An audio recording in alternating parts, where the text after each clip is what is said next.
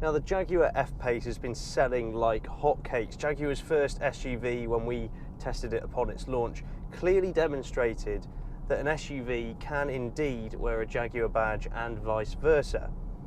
Not to rest on their laurels, this is the new model year of Jaguar F Pace and it looks mighty smart, our test car.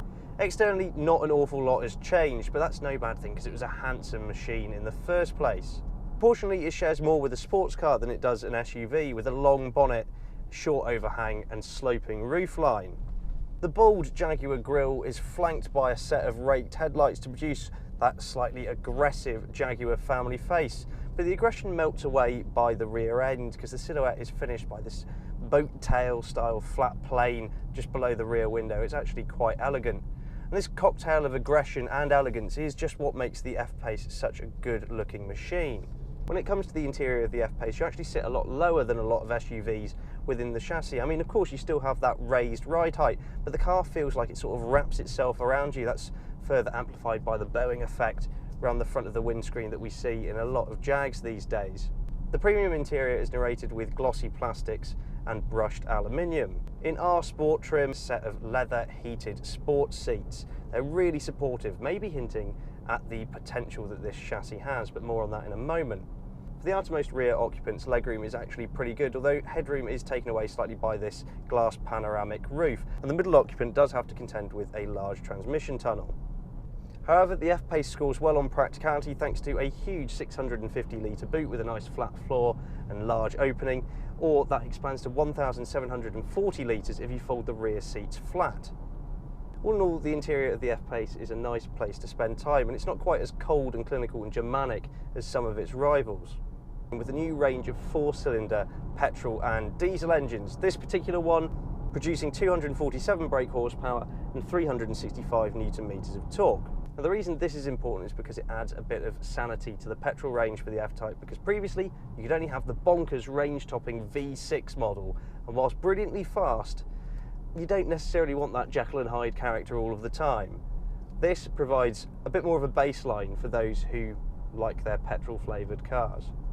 Power is sent to all four wheels via Jaguar's intelligent all-wheel drive system, but here's the crucial bit.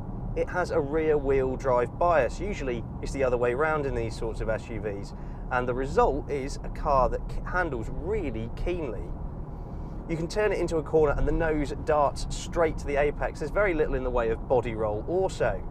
The steering is clean, crisp and precise, and combined with that lack of body roll that I mentioned previously, you get this great feedback, a sense of real agility to the car, and it's certainly one of the more involving cars to drive in this SUV class.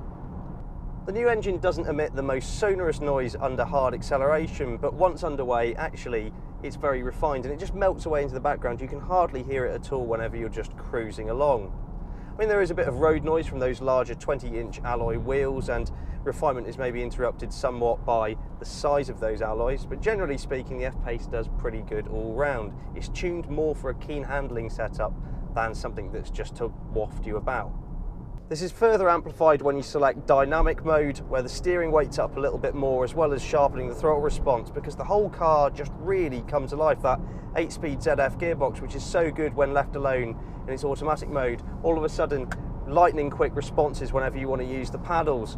Find a set of twisty B roads, and while the F Pace just excels like no other car of this size.